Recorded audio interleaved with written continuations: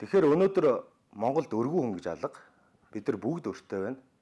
Өрөө төлөхийн тулд цалингаас цалингийн оронд өөрт төлж банкны дөнгөнд хашаач явж чадахгүй барьцаалагдсан байдалтай байна. Энэ бол ерөөсөө хувь хүний миний таны буруу гэх биш. Нийгэм өөрөө бид нарыг ийм байдалд хүргэж байна. Хамгийн гол нь бид нар өөрөө өрийн талаарх ямар ч мэдлэггүй учраас нэг ийм хавханд орчод байна.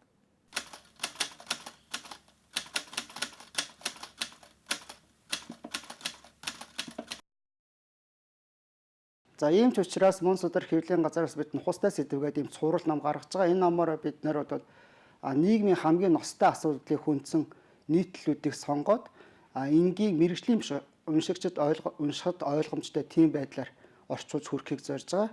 Энэ цувралын хамгийн ихний ном бол Америкийн нэгэн антропологч бичсэн Өөр гэж юу гэдэг ном юм аа.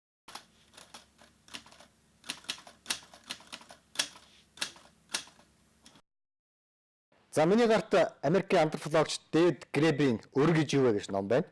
За энэ ном бол маш сонирхолтой. Жишээлбэл хамгийн ихний хуудсан дээр л гэхэд та хэрвээ банкнаас $100,000 зээлэх юм бол та банкнаас хамааралтай болно таны амьдрал.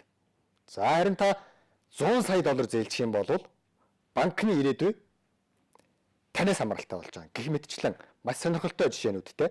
За гадаад дотоодын олон сая долларын өрөнд орцсон улсын иргэн хүний хувьд энэ номыг зайлшгүй унших шаардлагатай гэж үзэж энэ номыг бол уншиж үзлээ.